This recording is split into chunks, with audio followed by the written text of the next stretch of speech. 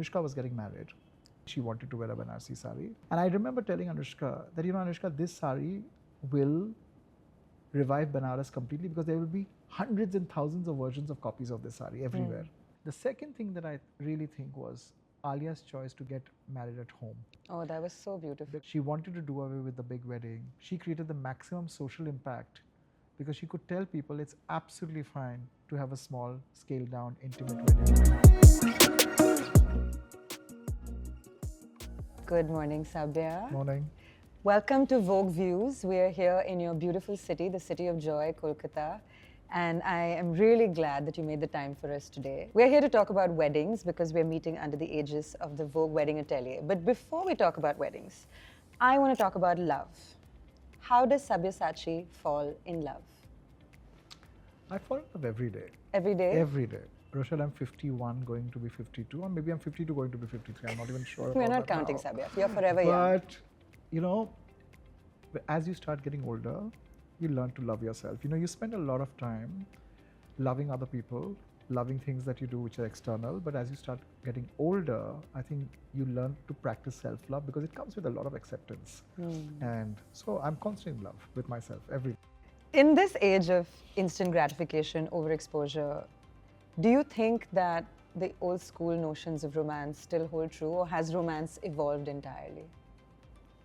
Love is not superficial. It manifests itself in many ways, especially, if you spend time with somebody who you probably would initially think is not physically so attractive, but you spend some time and you realize that the mind is attractive and you fall in love.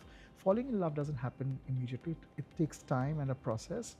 And everybody today is responsible for not being in love because we just don't give it time. Everything is so superficial that we don't want to go in deep because there's always a better option. And in that process, everybody is lonely.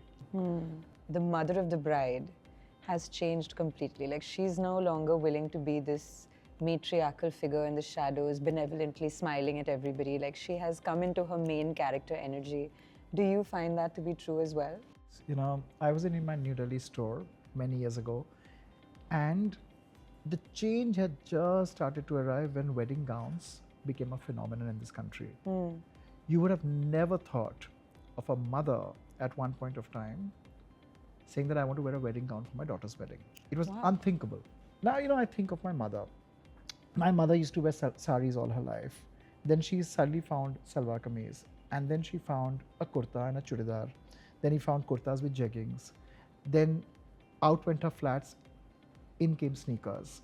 Your mom sounds very cool, Sabya. No, it's not just cool. I look at it from their side of it. All your life, you have been subject to a particular role. Absolutely. So if I tell my mother, Ma, why don't you wear saris anymore? She said, why don't you wear one and show me? Because I've worn a sari all my life. I just don't want to do it anymore. I just want to be more practical.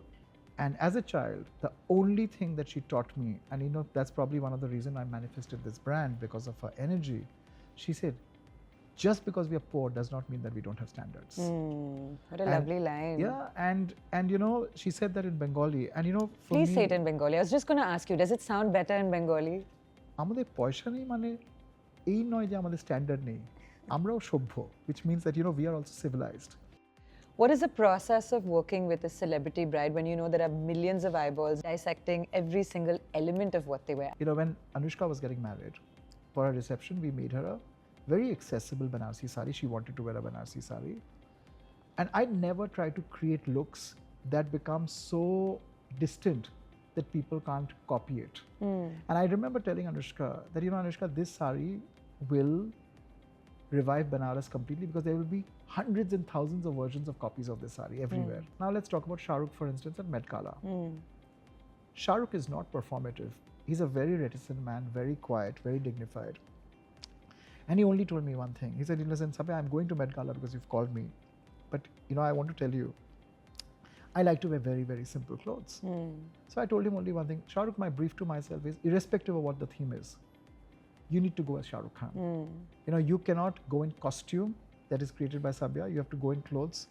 The fact is that he's such a well-loved man that it's very important for me to always remember that his image is far important than my craft. And when you're working with celebrities, you'll have to walk that tightrope constantly. Right.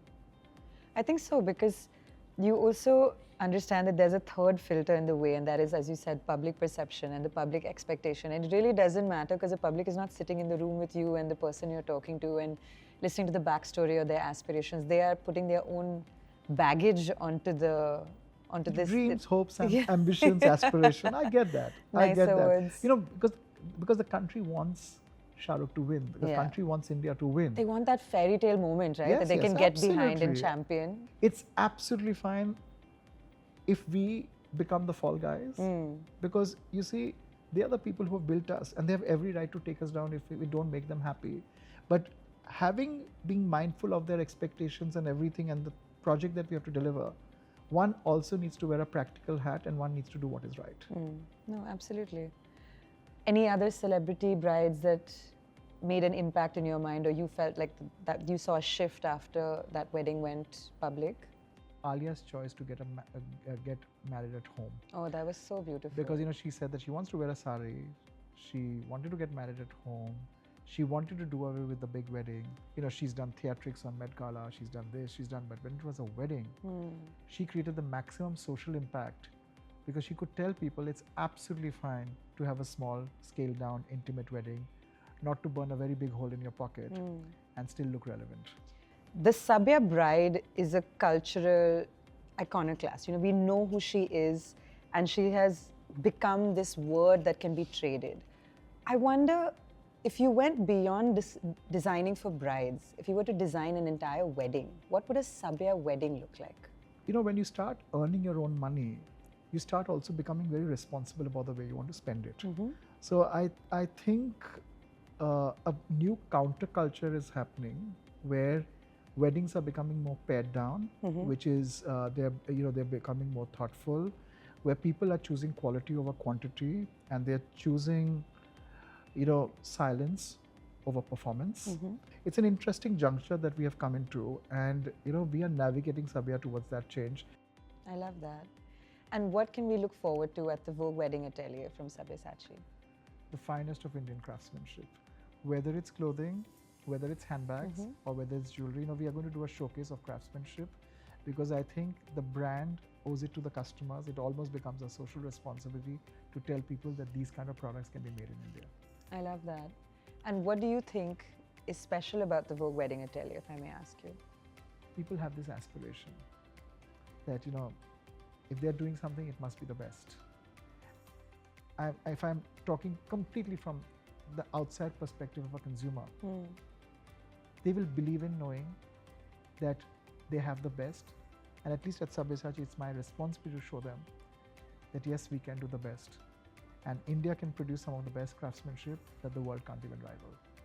Well, thank you for that, Sabya. I feel like I've really found a soul connection in you. And now I'm going to feed my stomach connection, because I believe you're going to enjoy a lovely home-cooked meal at your place. Absolutely. Thank you so much for joining us today on Vogue Views, and I look forward to meeting you once again at the Vogue Wedding Atelier.